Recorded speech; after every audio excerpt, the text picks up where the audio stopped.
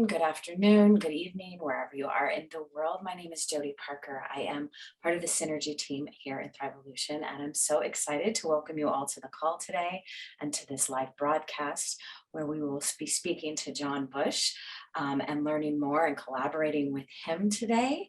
John, why don't we bring you up on screen?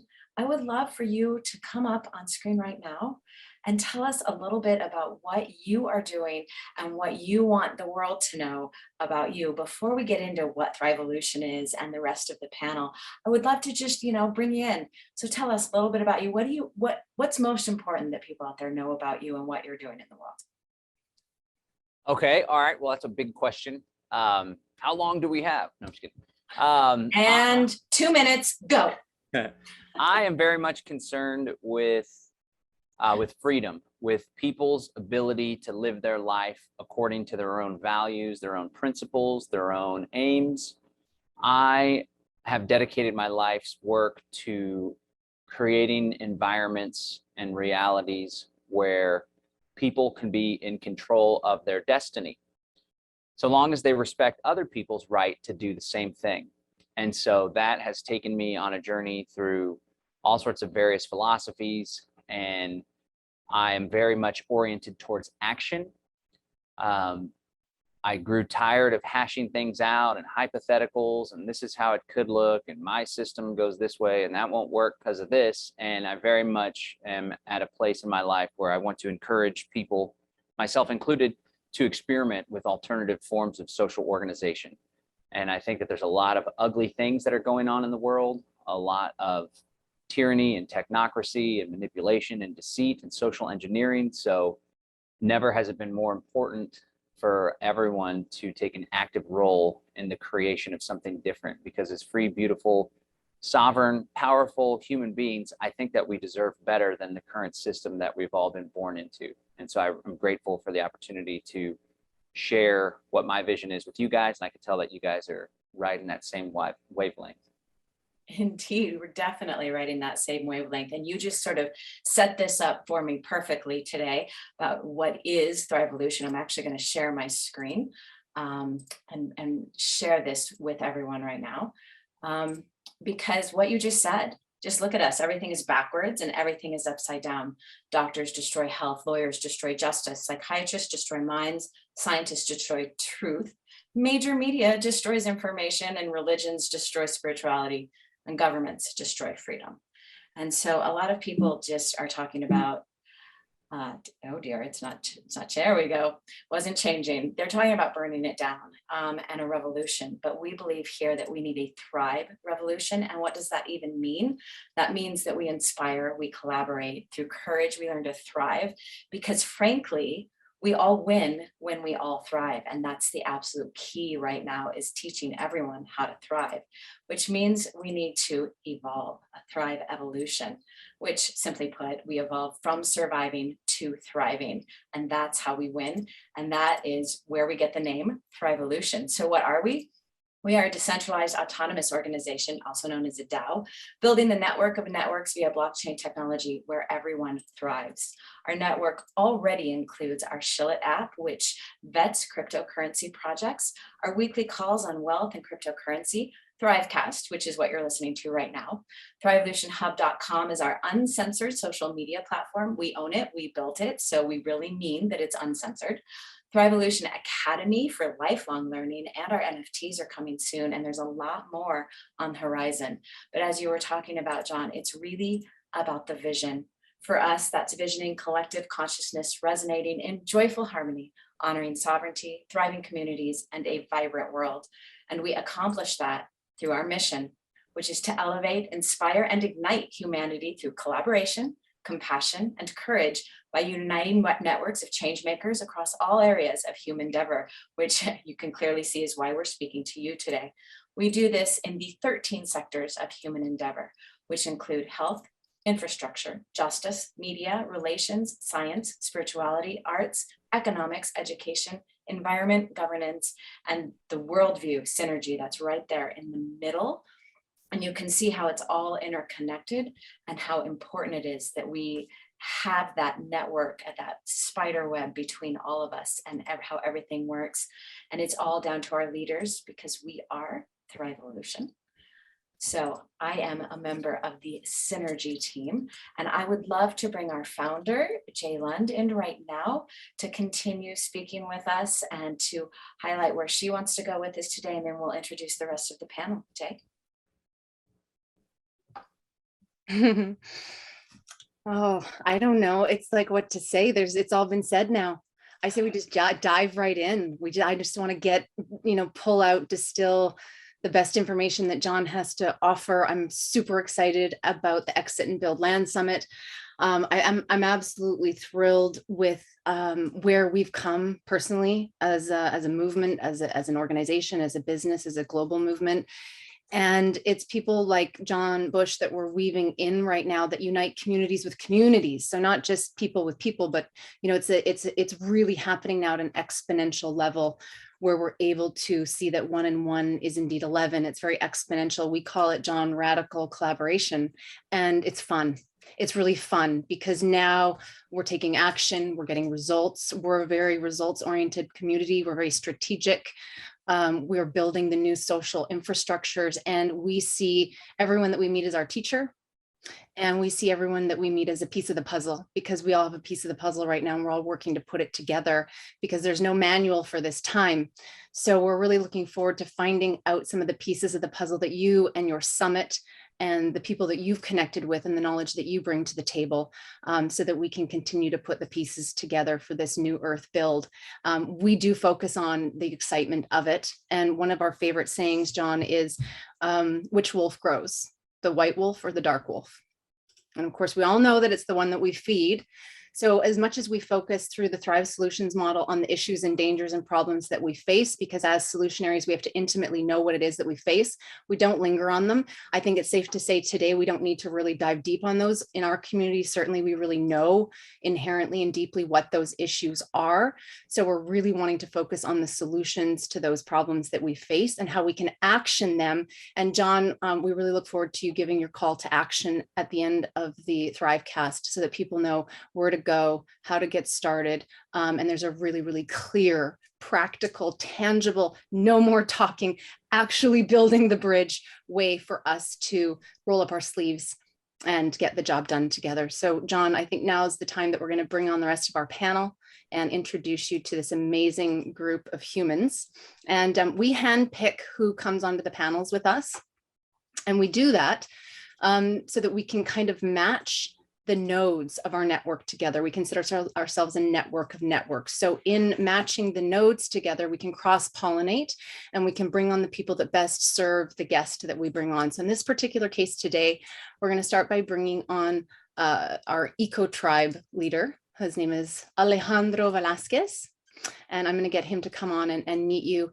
He runs all things to do with the environment. So he's one of the leaders through our environmental sector. As you would have seen, we have 12 core sectors with the One Tribe worldview overseeing all 12 sectors. And Alejandro really helps guide us into the principles, for example, behind regenerative agriculture, permaculture principles, things like this. So we really wanted to connect you two. So Alejandro, without further ado, John Alejandro. Hello, how you doing, John? Great. Nice to meet you. Nice to meet you as well. So my name is Alejandro Velasquez. Basically, I am relatively new to this group myself, but I'm very excited to bring my energy, which is that of one that is highly, as an individual, as my own experience, I'm trying to connect more to planet Earth. I've spent the last, I would say, close to 12 years since I used to work in a cubicle in a city, from when I basically had a little chip malfunction while I was staring at a screen in a cubicle. And I thought to myself, I need to connect with nature. So I basically spent the last, roughly 12 years of my life. I basically left the city. I left New York City and I came to upstate New York. And I needed to kind of put myself through my own little PhD of figuring life out in nature. I wanted to connect with elements that were real. I wanted to experience the sun waking up.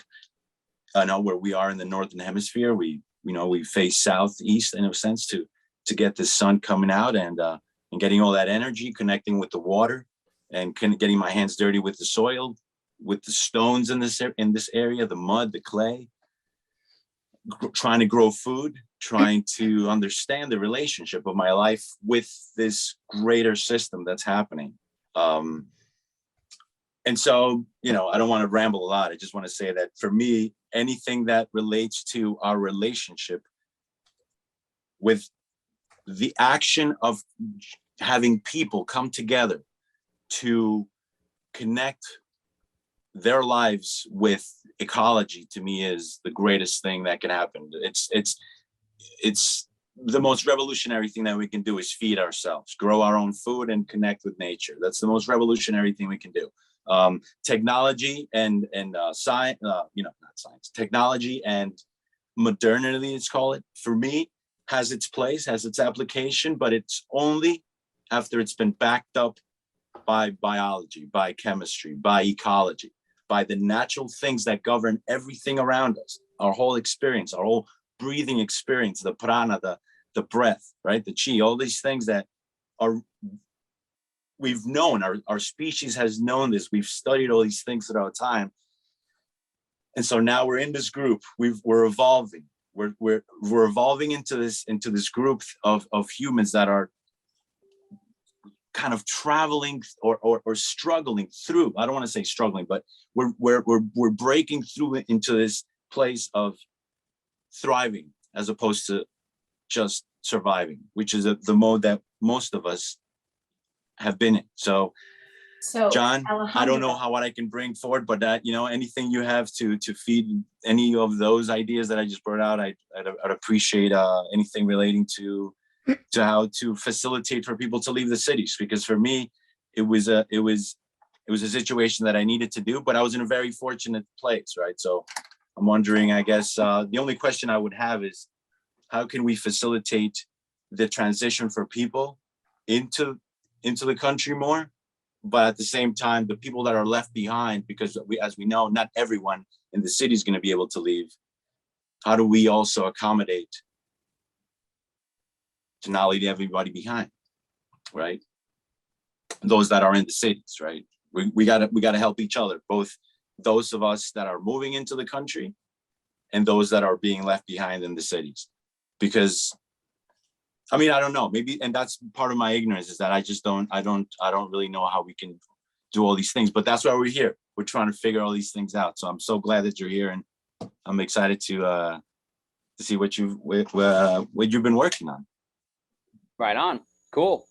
Well, yeah, I appreciate your thoughts and your philosophy, and it's really cool to see that you had this transition from the cubicle to reconnecting with nature and earth. And it's probably one of the most foundational things, one of the most foundational areas, how we relate to the earth, and especially the food that we put in our body, right? You are what you eat. And a lot of people have become dependent on grocery stores and vulnerable supply chains, not to mention 95% of the food that you find in a grocery store is like completely fake. There's just like a fake world now. It's fake meat, fake news, fake debt money, fake food, fake health, and fake relationships, right?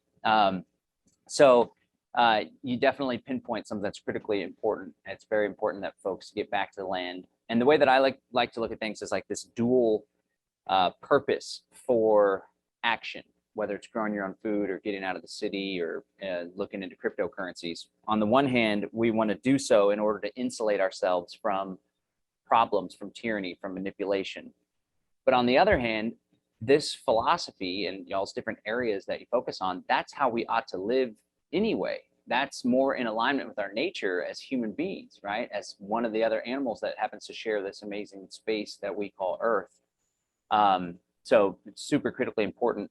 What we're trying to do with the summit, the Exit and Build Land Summit, is give people the tools and strategies and tactics that they need in order to make that transition. I like to call it the urban exit, because cities, in large part, there's a lot of unnaturalness, to make up a word, to cities.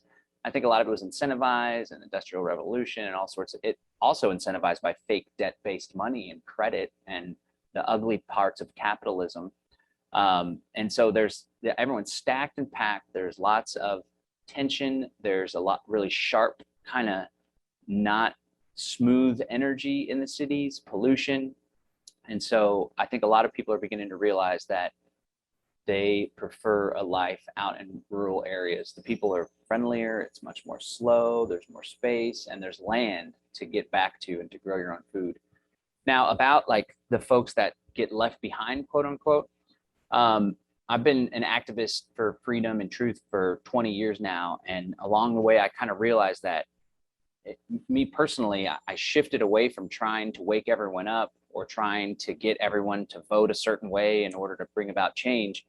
And I realized like there's a lot of people that already believe like we do. They value freedom, they value bodily autonomy, they want to create a better world. If we simply empower those people, if we network and coalesce with those people like you guys are doing with this DAO here, I think that we can achieve freedom in our lifetime, or at least hopefully in our kids' lifetime. And I mean genuine political autonomy, like true sovereignty.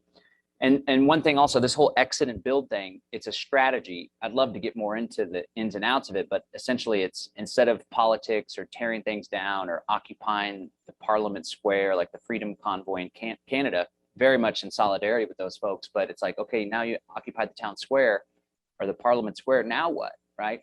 We're encouraging people to exit those systems that they find to be unethical, useless, that aren't in alignment with their values, and build alternatives, decentralized, voluntary, privacy-based, transparent, right?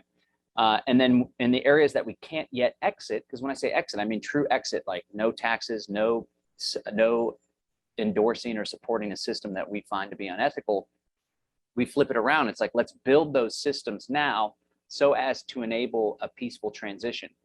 And now oftentimes, whenever we bring this up, a lot of people are like, well, that's escapism, or that's cowardice to exit and just abandon the fight or whatever. It's like, I don't want to fight. And like Thomas Jefferson, who I hold very highly, a lot of what he did and what he had to say, he was like, the tree of liberty needs to be watered with the blood of tyrants and patriots every couple of generations or something. It's like, that sounds like a terrible thing. I don't want my kids to go through that. I don't want to go through that. And then it keeps repeating, no. But the exit and build thing, it's not escapism, it's not retreatism or cowardice. And when it comes to the other folks that aren't vibing on this frequency or that they don't get it yet, I don't feel a need to rescue them per se. Rather, I would like us to lead by example and show the world that there's a better way to go about living. And that's what we're aiming to do. And I get the feeling that's what you guys are doing too. Beautiful, bro. I think this is an excellent time to bring Laurie and Sasha on, who are our sanctuaries, ThrivEvolution sanctuaries leaders, because they're doing exactly what you're talking about. So Laurie and Sasha, please tell us just a touch about what we're doing down there in Brazil with the Thrive Sanctuaries. And you and John can talk about how you guys are building in your perspective worlds. Hello, John. It's very nice to meet you. And we are really so glad to meet like-minded people and to know this whole movement is taking place in so many places around the world. And we live in Brazil. We are father and mother of 3 beautiful boys, and we are part of 2 intentional communities, each one in different places on time, on projects. In one of them, we are building our home now, and we have already 10 families living. The other one is just around to start, but we have beautiful lands with lots of water. And we are really using the concept of land sharing also as a way to preserve, to acquire and preserve land around. Here where we are in Brazil, we have a problem with mining companies. So that's what takes us to Thrive Sanctuaries, which is one of the projects of ThrivEvolution. And we are luminary leaders of Thrive Sanctuaries with the pilot project here in Brazil. And we really want to make possible for us to have more and more land to be able to bring people and to preserve and to have this very strict relation with nature and shift the paradigm we are in. So we are now experiencing it alive. No, we are work in progress on it. And we really experience also how challenging it can be when we live this individual concept that have been in our society. We have been raised with this, like looking at your family as one individual nucleus, and not really being able to understand ourselves as family, as tribe. So that's one of our concepts here when we talk about radical collaboration, and we really look for community living. But also when we are taking the real step to do this, we face some challenges, which is we are in human relation. We need to build new ways of communicating, new tools for decisions making, new tools for solving problems or solving conflicts. And there is a wide variety of tools that we can have and we have been experiencing. But I would really like to ask you if you have been studying any kind of communication tools to really get to this this way of harmonic living with nonviolent communication or other tools.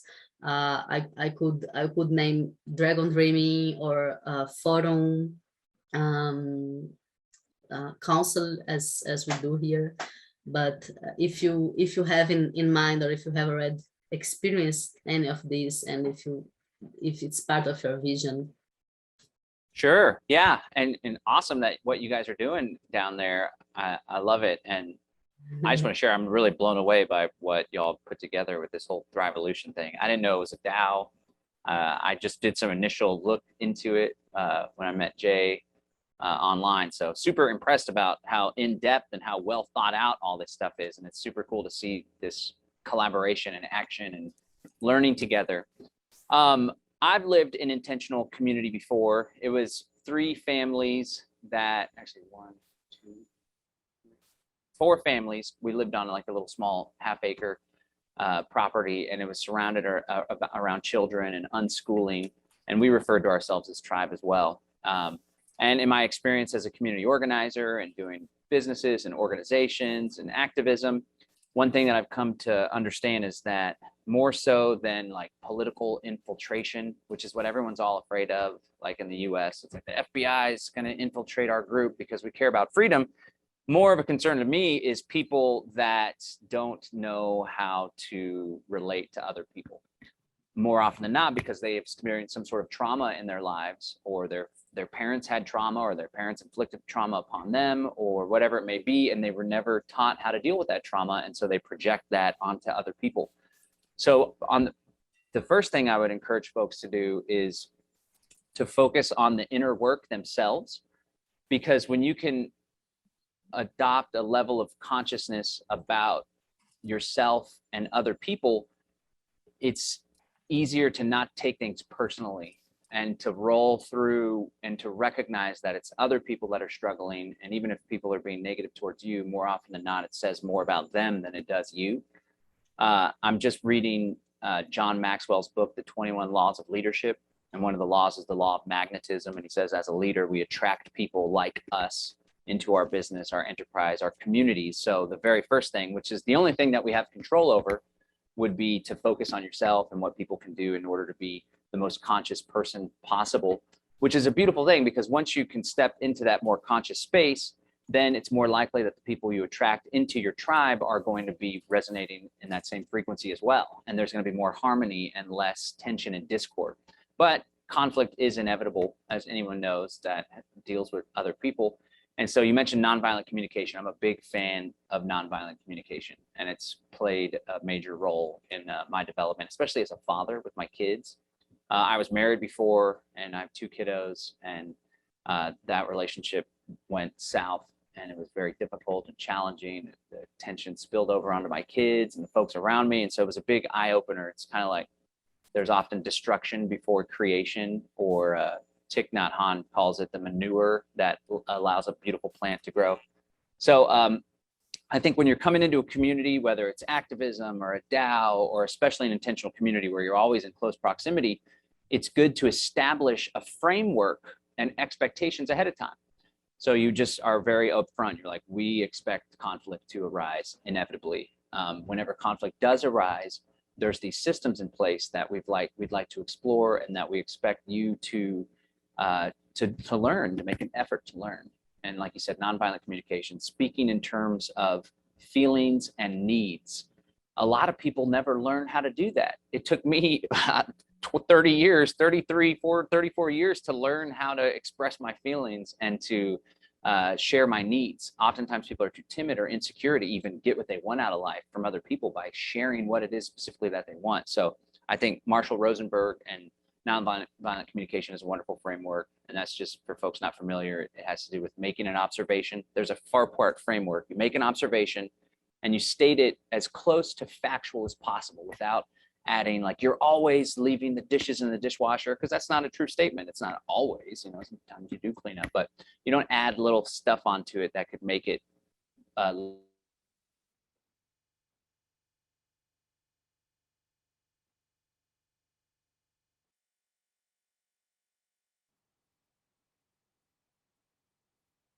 Oh no. Oh goodness, it looks Oh like no. it looks like we've lost What- John for what a happened? moment. He is frozen. So I think Okay. actually as we're talking about this, go ahead, Larry. am I back? I- Hello? Okay. Back. All right. I was Sorry. about to continue the 4 topics of nonviolent communication, but glad you're back. I have usually a good internet connection, so I don't know what's going on here, but it'll be okay. So you make an Good energies observation, around. you state your feelings in relation to that observation, and then you state what needs may be met, unmet, or met, because you can use NVC in a positive light as well. And then you make a request. A lot of people leave off that request, but it's just something to get in tune with. It doesn't have to be exactly like that. And I would caution people, because oftentimes nonviolent communication can be weaponized, so to speak, where people are like, you got to do it exactly this way, or you're not saying it that way, and blah, blah, blah. And that ends up creating an obstacle to communication, which is the opposite idea. But it really comes down to each and every one of us internally connecting with our own feelings and needs. And then even if the other person isn't expressing things nonviolently, if we can listen and receive them, it becomes nonviolent communication, because we're seeing through their attacks, we're seeing through their jackal speak, as Rosenberg refers to it, and we're cutting through the noise and seeing what those unmet needs are and what the feelings are. And we can even help another person if they're upset with us. I can see that you're feeling a little frustrated right now. Does that have something to do with the way that I've been speaking to you lately? Because I recognize that, and it only takes one person to make a huge world of difference when it comes to an interpersonal relationship. Amazing. Joe, nice to meet you. Sasha here. I love your background. I think I've shared this a long time ago before, and it represents quite a lot where the transition of where we are going, you know, of what the system that we share, no? The ThrivEvolution and what you're bringing is sort of we come from the same vision of the world, no? And I think it's beautiful to see people like you, no, and that are doing this and trying to at the end, yes, not changing somebody's view, because we want to find our allies, you know, who are the people that really stand and want to make that change. And so my question to you now is, because I saw rapidly that you have different models of lands and different communities that you envision, intentional communities, more house sharing, land sharing. And so what for you personally, what is your way out of it, and what is what should a community have now, and in order to prosper and thrive in the new world? Okay. One thing, the summit that we're doing, also Diana Leaf Christian will be speaking. She's going to be doing a workshop on Sunday. She's like one of the world's leading experts on intentional community, but also sociocracy, which is a wonderful decision-making framework that's horizontal as opposed to vertical, where there's authorities and hierarchy. It's like everyone's on equal footing, and you break down into smaller groups based on individual aspects of the common goal or purpose. So it'll be really cool to learn from her about sociocracy. But one of the biggest challenges that people have, I'm very conscious of obstacles, because a lot of people want to pursue a more free life, or they want to live in intentional community with tribe, or they want to be an entrepreneur or whatever, or they want to pull their kids out of government school, for example. But all these obstacles come up for them internally. And I notice more and more whenever we share these big ideas, like we could create our own economic network where we trade amongst ourselves without using fiat currencies, using cryptocurrency, or we can create a confederation of intentional communities that have our own trade networks and our own mutual defense compacts and our own school system, so to speak. There's people out there that immediately, instead of being like, wow, that sounds incredible, how can I get involved? That sounds like an awesome thing.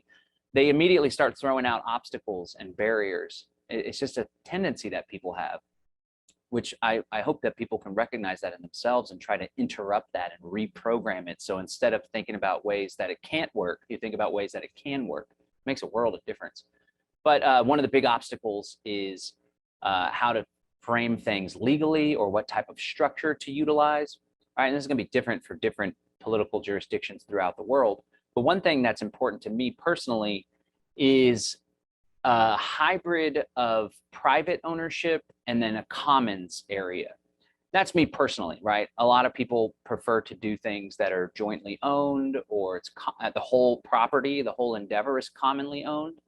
But I think that there's merit in a private property aspect, because people have control, because if there is conflict or tension, you have some space to go back to that's your own, because there tends to be a self-interest, which we can't deny in people, right? And there's nothing wrong with being self-interested, that you have an incentive to steward your property. I also am a big fan of wealth, and it's my goal to accumulate immense wealth and to put that wealth to work fulfilling these visions that we all share, right? And so private ownership of an asset like land, for example, can help to facilitate the creation of wealth and the building of wealth that can be passed on, right? And whenever there's a 100% communal aspect, it's something that concerns me, just because there is more opportunity for strife because there isn't the private ownership, right? And it's like everyone has to agree on certain things here and there. But that's why it brings me to, like, I would like to see in the intentional community that we build kind of a hybrid where everyone has their own private slither of land that their home site is on. But then there's land that's owned in a trust, or even a decentralized autonomous organization, or perhaps a private member association. And that land is stewarded communally. That's where the community garden is. That's where the schoolhouse is, the meeting space, the nice gazebo, you know. And so that's my thinking, a hybrid system. Although I don't know what the best, another thing too is, like, let's all be humble and understand that we don't always know what the best thing is. That's why it's cool to do stuff like this, so we can all share best practices and learn from one another. But we're going to spend a significant amount of time at the summit talking about these various legal structures and various paths, because it's really an important aspect to get done correctly ahead of time. Because if someone just jumps into something without clear expectations or clear rights and responsibilities that everyone has, it could lead to some trouble. But yeah, I think the conversation needs to be it's important that we have this conversation so we can share what works, what doesn't, and hopefully together we can reach a synthesis, a synergy of what the best practices are. Indeed, that nails it on the head right there. And it's time, I think, to bring in our next panelist. Robert Paddock is up in Canada. He is our wealth tribe leader. And I know he's just itching to talk to you about the real estate and the wealth that you just mentioned. This is his area of expertise. And I would love to introduce you to Robert. Robert, go ahead and unmute yourself. And I know you have questions, so have at it, my friend. Oh, I got tons of questions, but I'm Got gonna. the tie and the nice shirt. He's a money guy. I could tell. Looking sharp down there. It's just for show. But the point is that yes, I have done a lot of real estate in the past, and trying to acquire as much real estate in the shortest amount of time possible. I'm very interested to talk with you about the structures of the funding, and it is interesting because you do mention, there's a hybrid way, but there's potentially, we're looking to build this out so big. I saw you talking earlier about on another video, collaborating with other communities and connecting with existing communities out there. And that opens up the door for the possibility to maybe have different types of systems. not just every location has to be identical where it's a hybrid. You can have some that are fully private ownership.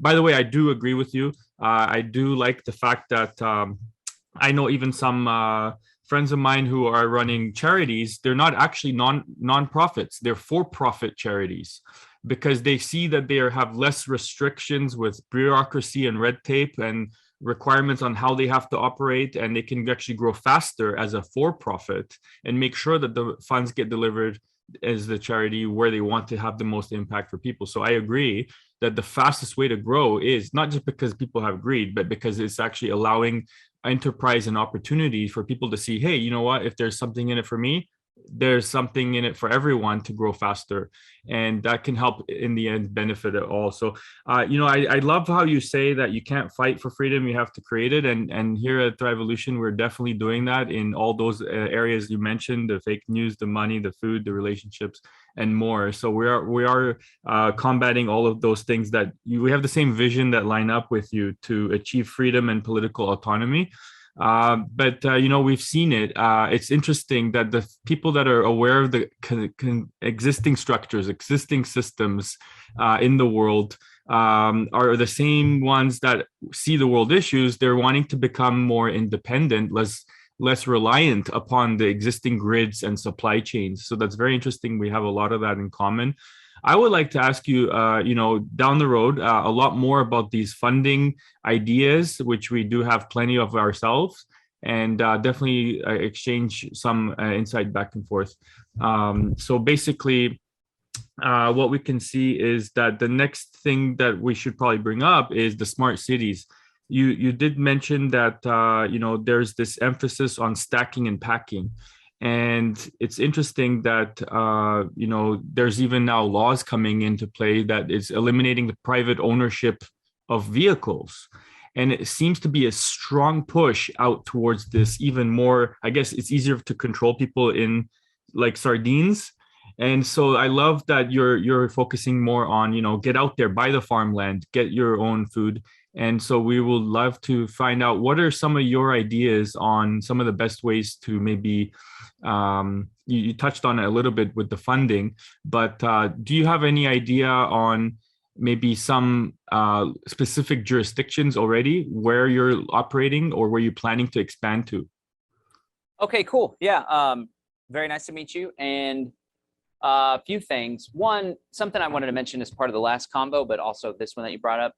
Me and my fiance just bought a 10-acre homestead, and this is going to be our first property that we build an intentional community on. But I very purposefully wanted for this first property to be something that we own, right? There's this, I don't know if people remember George W. Bush, but he had this expression. He said, it'd be a heck of a lot easier if it was a dictatorship, just as long as I'm the dictator. And he said that, and it kind of stuck with me. And I was like, there's actually something to that. And so the very first property, because I got kids and I'm trying to have some stability, like I shared, like I went through this divorce and there was all this struggle and instability and uncertainty. And that was like, I do not want uncertainty in my life, very little as possible. So for this first property, there were people that we could have gone together with and pooled our resources and done, a co-owned or done some experimental thing. But we were like, no, I think it'd be best for the first property for us to be the ones in control. And so we're going to invite people to live on the property, but it's going to be like a rental situation where either they bring their own structure and we rent a space, a pad site to them, or we purchase a tiny home, for example, or some sort of dome or yurt, and we rent it to them. So I just want to throw that out as another model. And then my intention is for the next property that we do to be more of an experimental type of setup.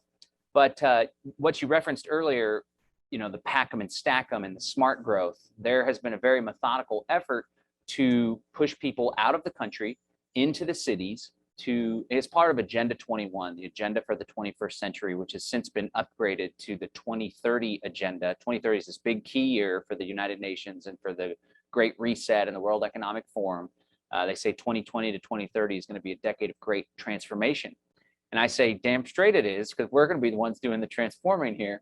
But I've been studying and pushing back on Agenda 21 since 2009, and it's this effort to use environmentalism as a means essentially to implement control and to reduce dependency on the automobile, which is I'm not for the pollution. I drive a Tesla, by the way. I'm a big fan of Elon Musk. People can debate me on that all day long, but I love the guy. I think he's on the side of good. I know he's not perfect, not in favor of using monkeys to test Neuralink. I'm not a fan of Neuralink, but I think he's a good guy personally. But nonetheless, the automobile gives people great freedom. If you want to get the heck out of town, if you want to go wherever you want, you have the freedom to do that. But they're trying to make it harder for automobiles to exist so people can be dependent on public transportation. It all ties in with the whole Great Reset, smart cities, fourth industrial revolution agenda that the World Economic Forum is pushing through the Great Reset, which essentially is to create a surveillance society, social credit score, limited access to this, that, and the other, unless you do A, B, and C, you got your shots, you you haven't gone over your monthly carbon allotment. And I think it was Jay that shared this earlier, like a lot of people spend all their time focused on the research and the documentaries and reading through the paperwork and this, that, and the other. It's like, let us not be naive about what's actually happening in the world, but if we are going to spend time researching it, let's research it so as to find weaknesses that we can exploit, or we can insulate ourselves, or how we can counter their agenda with our own, right? So yeah, that's why it's really important for folks to get out into the country, because there's a lot less control. People are more friendly. There's more opportunity for independence. And then when it comes to funding mechanisms, our goal, I like to speak in terms of what we will do. It's not something that we want to do. One thing that we will do is use decentralized finance as a means of funding properties, right? So me personally, I paid for our house to get painted, and I paid for the down payment on our solar panels, and I paid for the down payment on our Tesla using decentralized finance, using a decentralized app, a DApp called Compound. Compound.finance is the website, and it's on the Ethereum blockchain. And essentially you can put Ethereum, you can put stable coins, you can put wrapped Bitcoin, which is a Bitcoin pegged Ethereum token. You can supply it to this DApp, and then you can borrow against it. And then you borrow against it, you can use that to purchase land, you can use that to paint your house, for example, and then you pay that loan back with a little bit of interest, but you're earning interest the whole time, and then you get access to your crypto back. This is a wonderful tool for folks that have cryptocurrency already, or that purchased cryptocurrency when it was lower in price. Now they made a bunch of money because they don't have to sell the cryptocurrency, which is a taxable event, right? Ultimately, we want to create counter economic networks where we can circumvent the taxing scheme and structure altogether. But while we're doing this inside outside game, it creates an opportunity to legally not pay taxes, which is what it's really all about, right? So you borrow against it, that's not taxable because it's a loan. And so eventually, me personally, and working with other folks that are very crypto wealthy, I think it'd be great to pull in resources to have a nice big DeFi stash to where we can circumvent the banks and we can do our own financing through decentralized finance. But in the meantime, I have no qualms with taking low interest to no interest loans in order to pursue and further my goals. I see that we have immense inflation right now. A lot of people are like, no, not at all, no debt whatsoever. But it's like, I'm happy to get a loan for a home or property or assets or solar panels and power walls and a car right now in today's dollars, with the expectation that over the next 2, 3, 4, 5, 6 years, I'm going to be paying it back with inflated dollars that are easier to come by. Yeah, it's we all actually about this middle path that we're in. You know, we don't want to go hard one way and put ourselves at risk and not pay our taxes, for example. And we also don't want to go all the way where we're losing opportunity to benefit from some of the system that kind of exists. Feels kind of yucky saying that, but at the same it's time, okay. We're okay to say that here. For the record, we're not talking about tax evasion. We're talking about legal tax avoidance by putting in the proper structures in place initially prior to making the profit. So yeah, we have a strong emphasis on crypto here on ThrivEvolution. We're actually building out our own blockchains, tokens, NFT marketplaces. We're doing a whole bunch of projects here. And so we're definitely understanding the DeFi space. There was an initial scare. They were talking about taxing crypto holdings even before you sell them, because people were so catching on that loophole. But it seems to be they backed off. They're allowing people to now hold DeFi without being taxed. They're even returning what they charged people for owning the DeFi profits. So that's actually looks like it's still a viable option. But yeah, definitely we can see a huge spike in people's interest in co-ownership, fractional ownership of land and farming. Whenever we speak about it, there's right away people saying, yeah, me too, don't leave me out. And it'll be interesting to discuss with you more ideas on how to do the common areas, which could absolutely be co-owned, but then you need some kind of a hierarchy or voting system maybe to manage those facilities. But then also we can look at the private ownership. I've always been a fan of that too. So I'm open to discussing them with you. But yeah, it's great to have you on here. I'm looking forward to your summit. I believe it's called the Exit and Build Land Summit too. Maybe you can introduce that a little bit more and what can we expect there? Sure. Yeah. So I believe you guys have some links to share with your audience how they can sign up. And if folks want to participate for free, they can do so watching day 1 and day 2 online, completely free, no charge whatsoever. Or you can dive deeper with us and participate virtually. You'll be able to access day 3, which is going to have more immersive workshops. We're going to hear a keynote speech from Joel Salatin. Or better yet, you join us in person in Bastrop, Texas, which is the county that I live. There's going to be 500 of us gathering at the Bastrop Convention Center.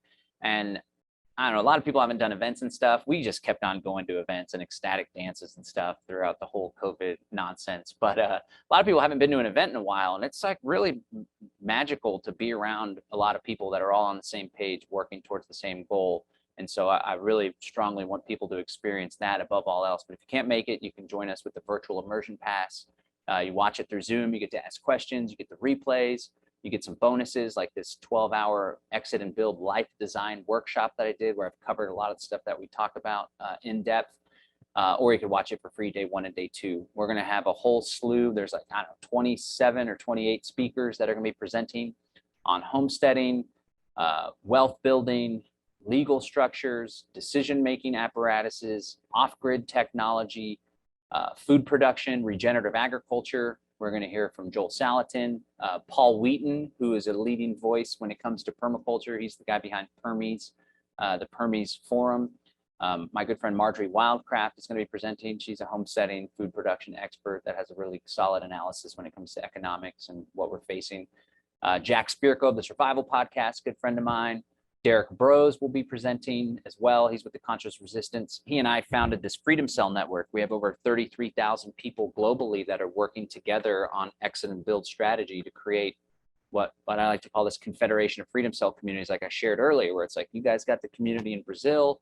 We got the community here in Central Texas. There's another one in Central Texas. Derek has stuff going on in Mexico. And we all link up and form a network that supports one another through trade, through education, through health. We have our own health share, for example, where we spread the risk out with our own insurance type situation. But really, that's what I'm aiming to do with this event. I'm putting it on for the distinct purpose of inspiring and empowering people so they feel more confident and more comfortable coming along with us on this vision to create a better world. And at the end of the day, that whole exit and build strategy, it can be exiting government schools and homeschooling or like-minded private schools. It could be exiting dependency on pharmaceutical and using plant-based medicine or exercise, yoga. It can be exiting a dependency on the grocery store, growing your own food, exiting the banking, using cryptocurrency. But this specific summit is focused on exiting the cities and building community out in the country. That's awesome. That's exactly what we're looking to do. And we have such a wide array of people around the world wanting to get involved with such an idea. So this can definitely blow up very quickly. I understand you're centralized in Texas area at first, but you're already opening up the door to collaborating with communities around the world. We already have people globally, from Brazil to Peru to Canada even, and all around. So definitely this is something that I think will be very useful for people to attend, especially during these times. When you have some billionaires, not going to mention any names, acquiring pretty much all the farming land in the US, that's a hint. Maybe we should be doing the same thing. We often say the same thing with the central banks. Just copy what they're doing with their funds, and we can also become less dependent with our finances. That's something we talked about even last week about private ownership of our own funds. But yeah, definitely it's great to meet you. I'm looking forward to getting to know you better. We do have some other friends we'd like to introduce you to here. Jody, maybe you can take it away. Thanks, Robert. Happy to. There I am. We've got someone behind the scenes pinning us up this morning. So yes, to wrap up, I mean, we've talked finances, we've talked cryptocurrency, we've talked land, we've talked even schooling, which is something that's really important to us here. But it all comes back to being the change inside, because change begins within. And so the perfect person to wrap this up is going to be Robin Clement. Robin, if you want to come on up, Markabadi, bring him up. He is the leader of our Breath Tribe. He is who began this call and dropped us all in. And Robin, I'm going to pass it over to you. Thank you, Jody. Really appreciating this conversation, John, how we see the big picture. What I'm really passionate about is bringing it home to what's going on in our own heart, what's going on in our own home and our communities. And I was really resonant and appreciating your share on nonviolent communication, conflict resolution, and one of my main passions is ritual and ceremony. And I just like to talk a little bit more about accountability, emotional maturity, and the way of counsel. You know, those ritual practices, I feel like one of the things that we're really missing as we transition from this paradigm, this old paradigm, into the new, is the traditional ways of the indigenous people of the earth that know how to sit in council. They know how to share their feelings and their stories, but speak to what they've learned from it, and that how that is medicine for each other. And I feel like we can deliver something here that offers each and every one of us at home and our families just to have clear conversations and more resolution that is just hearing each other out. And whether you're bringing this in, we are also waiting for an accepted offer on 10 acres. So I'm resonant with that project for you. And the communities that I've been a part of, I've seen they're either really functioning well or something's not working because there's a lack of communication. So can we talk about that a little bit more? Thank you. Yeah, interestingly enough, right before this call, there was a little bit of tension that I was experiencing with one of the people that's helping to volunteer to organize the event, someone that I've known for 12 years. And one of the things that it's all about communication, like you said. And I think a big challenge is people feel afraid to have difficult conversations sometimes. It was Tim Ferriss, he wrote The 4-Hour Workweek. He said, success is defined by the number of uncomfortable conversations you're willing to have. And so one thing that I've tried to adopt a practice of is not letting things just kind of slip through the cracks, or just like somebody says something uncomfortable and everyone's just kind of like, oh, well, that was rude, and nobody says anything. I'm the type of person that's like, oh, excuse me, the way that you just communicated with so-and-so, I'm not sure that's how we should be communicating with each other. Can we talk about that? What's behind that? This and that. So I think it's important to be more brave, really, in helping to stop or hinder people that are treating other people poorly, but also in standing up for ourselves. And it comes back to that whole nonviolent communication aspect of making a request. People often don't have the courage to make that request. And one thing that helped me too, like one of my businesses, I sell natural health products. One of them's Delta 8. It's a type of cannabis. And whenever I have too much cannabis, I feel a little insecure, kind of awkward sometimes still when I'm like in a social environment. But something I like tell myself, like, it's okay, you're a cool guy, people like you. Like I feel like I'm being weird or something, or awkward, or like, are they judging me? And it's so to relate that back to the conversation, it's like everyone's a little bit afraid sometimes. Most people have a little bit of tension or anxiety when it comes to dealing with conflict. So if we recognize that, hey, you know, everyone that in this conversation may feel a little uncomfortable, and that's okay. I feel uncomfortable too, but I feel like it's a good opportunity to bring something up. And then when you're dealing with conscious people, when you bring something up like that, it's actually the manure that helps for the flower to blossom. Because oftentimes, and this is something I experience with my kiddos too, like when there'll be a big fight or like a huge breakdown or something, being a conscious parent, you can come at it like, okay, this is a learning experience. Things got so rough and became such a struggle that my child completely lashed out, or I completely lashed out. What is the root of that, and how can we learn from this so as to be more cohesive moving forward? And one thing too, like you brought up indigenous tribes and stuff, they weren't having their council on Telegram or on a message thread or text, because it's very difficult to pick up on tone, which I think is probably the root of what was happening with me and the volunteer that's helping as well. Were we in person, connecting eye to eye on that heart level, it would have been a lot more flowing and smooth. So maybe just a word of advice for folks. If you notice things are starting to get tense and it's online, suggest a meeting in person, or at least a phone call, because it's a lot easier to flow with that stuff. But let us all rise to a level of emotional maturity where we feel comfortable expressing our needs, and we also feel comfortable helping to facilitate a more healthy dialogue between others. Thank you, brother. I just want to add that no one's exempt from the healing of the shadow right now. So whether we come from the city and move into, a beautiful community, we're all going to take our ancestral stuff with us. And I really love to promote consistent practice of some form, that the community can commit to in some way, having some yoga practice or breath practice or some plant medicine ceremony frequently, that where we can all continue to evolve together. Appreciate the conversation. Yeah, it's important for sure. Ceremony, just being together. One thing I've noticed too is that if I went to a reggae concert on Friday, I never go out. I'm always so just in my work, like 110%. And my fiance was out of town and my kids were with their mom. And so I was invited to see Natalie Rise. She's an amazing conscious musician. If folks aren't familiar with Natalie Rise, it's Rise with a Z. She's just the bomb, totally on the same wavelength of everything we're communicating. But I went to the show and was like, oh my God, it was an emotional experience. And I was like, I never go out and connect with music like this. And I love music. And it just made me feel like I need to lean more into spending time socializing, going to play Frisbee golf, going on a walk, going to live music concerts, festivals, whatever. Because when you're with people in tribe like that, it's not just busy, work, problem solving all the time. It makes it easier to have that cohesion and that really strong bond.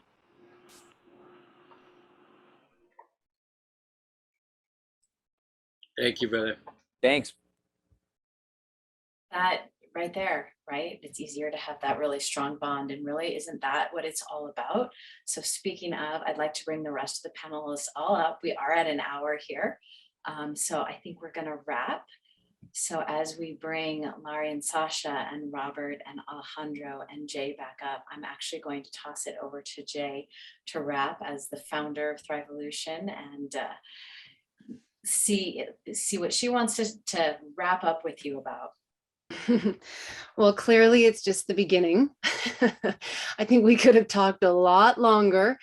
So this is why we have a team, right? Because I would go on all day and, dive in and not eat. Because the urgency is there for me. I would keep everyone here all day and they'd be like, Jay, so yeah, food much? And we have this incredible community, John, who you're getting a sense of, that we all bring something different to the table, both in personality, in skill set. So what we appreciate from the way of counsel, so to speak, which Robin was really beautifully speaking into, is multiple and dynamic perspectives.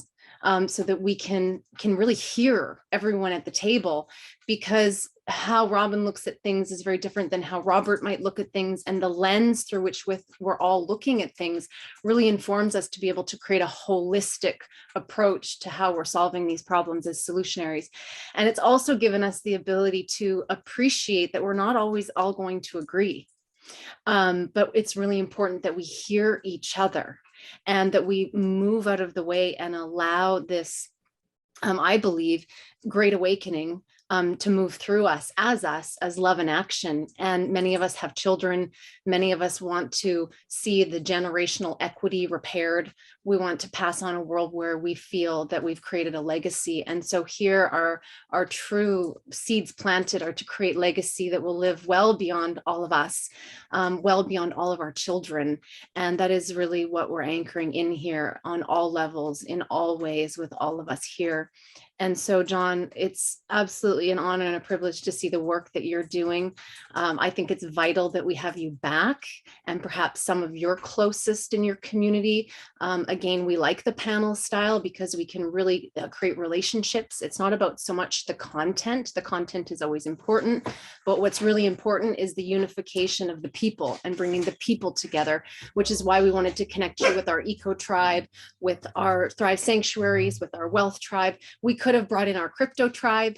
We could have easily brought in our Thrive Academy, which is our educational platform. We easily could have brought in our Freedom Families, which is how we're supporting families to exit and build on a lot of different levels, from homeschooling to being able to stay at home and financially support that desire. So you can see we've got a lot of moving parts. And one of the greatest difficulties we have is in summing up what it is that we are and what it is that we do. And online, our online presence is pretty minimal still at this stage, because what we've been doing is a lot of grassroots and connecting person to person, and really doing it in a way that makes sure that we're aligning and creating allies with the people out there that we can really share this vision with, and then do it. Because as I mentioned at the beginning, and I'd like to close with that same thing, it's all about right now call to action, the ability to be able to actually build what it is that we've all been talking about for years. And we know we're all done talking. We don't want to talk anymore. So this is the most important part of the conversation in my mind, is now what is the bridge? Who picks up the hammer? Who picks up the nail? Who's on first? Who's on third? This is an incredible time to say, okay, what is the next steps? I know that I'm absolutely thrilled about your Exit and Build Land Summit, not just for the people that you're bringing together and the voices you're elevating in this incredible time where we need to hear from people that not only have the experience, but have the vision, and people who have a confidence, but also have the humility to acknowledge that they don't know everything and there's no manual for this time. And so I want to really acknowledge you, John, for your humility that you've come to this conversation with. We feel that's one of the most powerful values that we can have right now, is to come to the table with great humility, but also from a deep futuristic perspective. And by that, I mean acknowledging what's gone before, and acknowledging that we're stepping into a new time, and then marrying and braiding and weaving those two together, so we don't have to burn anything down. We just, through integral theory, Ken Wilber, take what works, integrate it and alchemize it, and then build something into the future that we can benefit from. So our perspective on the contrast is that we just simply observe it. We just simply witness it. It's already falling. It's already dismantling itself. And so the greatest thing we can do right now is to put all of our energy, all of our intention, and all of our focus on the build. And so this is where we feel that you are a true servant leadership. I can really see that in you, John, and I want to really acknowledge you for that. I know that I'm getting tons of feedback behind the scenes about who you are and how you're showing up and what you're doing. And it's safe to say that my team adores you. And from here, we're going to start to wrap up the podcast. I'm going to let you give your call to action. My call to action is I'd like everyone who is watching this to get onto John's Summit. And I don't make recommendations lightly. All of you guys who know me know that. But I feel that from May 13th to 18th, as John shared, there's going to be 2 days where you will be able to watch for free. And then after that, it's more workshop type of idea. So get on there. Get engaged, get active, and find the places that draw you in, where you feel that you can let the rubber meet the road, so to speak. And again, not so much about the content, but about the people. So John, thank you for reiterating some of the people that are going to be speaking. We're going to go behind the scenes as a team and go and get into some research behind the people that you're working with. And we really appreciate you coming back on closer to the summit so that we can just make sure that we really get as many people to your summit as we possibly can. We are behind you, we are with you, and we're here to support you in your endeavors. John, thank you so much for joining us today. Wow, thank you. You're super sweet. All of y'all are. Thanks. I feel very welcome and very special to be present here with you guys today. I think that the way that y'all communicate the work that we're doing is very on point, and it's just, there's an alignment with a higher purpose and with like pulling towards the future, but recognizing the past so as to avoid some of the mistakes in the past, but also honor what has worked. And what you said about the whole integral theory, I think is really important, because a lot of people want to tear stuff down or eliminate or do away or witness things die. I recently did this audio where I talked about how from death and destruction comes the rebirth, right? And I think it's, what is it, Kali, or there's one of these old goddesses or whatever, that's like the goddess of destruction, right? And so, but it doesn't necessarily have to be that way. And when people want to take things away or tear things down, people get threatened by that. And they're like an animal backed into a corner and they want to fight or lash out, which is why I think this alternative strategy of building, and one thing that I'm very conscious of is how can we create a peaceful coexistence amongst those of us that want to be free and experiment and reach a higher level of consciousness and conscious co-creation. How can we peacefully coexist with folks that are just going to continue to go along to get along and do the same old thing and vote and get all excited when their guy is in power or whatever? And I think that there's a compromise that can be made. And that's what we're trying to do with this Exit and Build Land Summit and this Exit and Build strategy in general. I'm trying to help empower people to exit and build in their own personal lives, to exit these systems that we've all become dependent and reliant on, to as much as humanly possible in our own personal lives, so as to clear the way and to remove any barriers and any friction as we transition to a level of political autonomy. So if we're no longer using their banks, we're no longer using their healthcare system, we have our own emergency services and we respond and support one another through mutual aid in terms of a natural disaster, some sort of emergency. We've essentially decoupled ourselves from their system. Then I believe at that point, we can come to the table, not as a politician or a representative, but as an ambassador, as a voice that's speaking for our people, our tribe. And we can say, look, we no longer participate in your systems outside of perhaps using the roads. So we would like to see what a peaceful transition looks like, because our people no longer want to subsidize their own oppression. We don't want to participate in these foreign wars of aggression. We object to the Great Reset. We object to the way that you guys are doing business. We don't want to take your system down. We recognize that people are terrified of genuine freedom and the responsibility that comes with it. And that's okay if they want to continue to exist in that system. We want to figure out a way to peacefully coexist. So that's just what, when you said the integral theory, that's what spoke to me.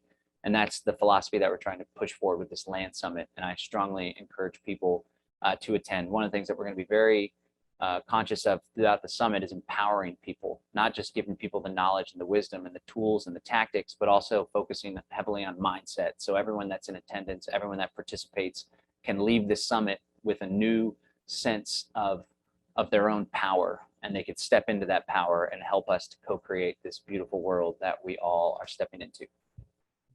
We call it the co-factor, all sorts of co's: community, collaboration, coherence, co-piloting. Yeah, it's all, you know, a definite paradigm shift from that greed-based, what's in it for me competitive paradigm. When you said uncoupling, it's interesting. The other day, I had it very, very clear come to me that ThrivEvolution is actually a partnership. It's a relationship. And I actually spoke to the team. We said, you know, we've been looking at it like our baby, you know, it's like baby ThrivEvolution. No, we're clearly beyond it being a baby. It's definitely out of its genesis. It's out of its gestational period. And so I was encouraged to share with the team that we create a partnership with this living, breathing entity that's actually its own thing now. It's taken on a life of its own because it's just an idea whose time has come. But what it requires is that we uncouple from the unhealthy relationship that we have with our current systems. And for those of us that feel that unhealthy coupling, that unhealthy relationship that we're in right now, you know, one thing that Robert and I spoke about yesterday actually is my marriage recently ended as well, after 10 years of marriage. And it could be said that when a marriage ends, it's a failure. And I don't look at it that way. I look at it that, well, you know, everything ends eventually. So, you know, if something ends, does that mean that it wasn't successful? It's not that it wasn't successful. It's just that we've evolved and there's been a completion of that relationship.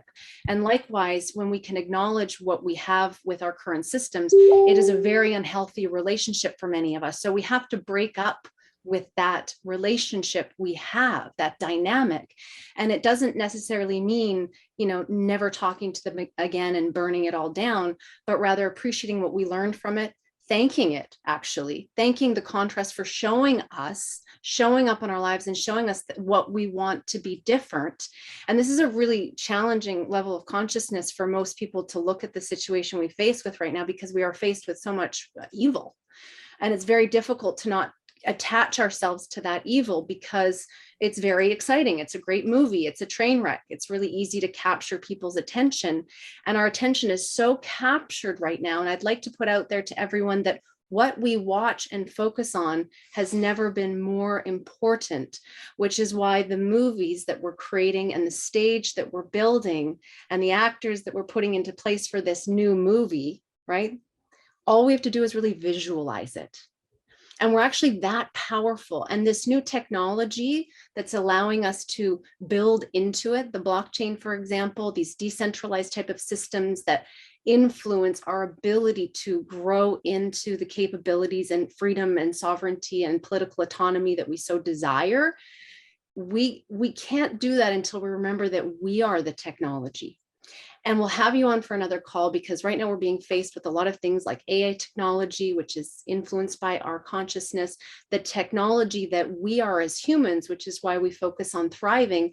It's never been more important from a level of consciousness to support others who are doing what John is doing, to support ThrivEvolution, to support the people coming together to create that new visual, that visualization, because we're looking at the old movies so much by design that we continue to recreate that old movie. It's actually not that difficult to recreate this new vision and to actualize it and to build it. It doesn't take a lot of us. It actually doesn't take a heavy lift. It feels enormous to so many of us, but I am absolutely, with clear certainty, in an absolute place of knowingness in my own being, that it is actually not as far away as we think it is. And I would like to intentionally plant the seed in this conversation right here, right now, that we will do it in our lifetime, that our children will reap the benefits, and that we will see the fruits of our labors. And so be it, and so it is. Let's start to wrap up this call, everybody. Rise, thrive, unite. And please, all of you, open up yourselves right now to pour some love into John. Pour some love into his community, to his family, for all the work that he's doing for our planet, for our people. Thank you. Thank you, John. Thank you. Aho. Thank you so much. All right, let's wrap the recording, everybody.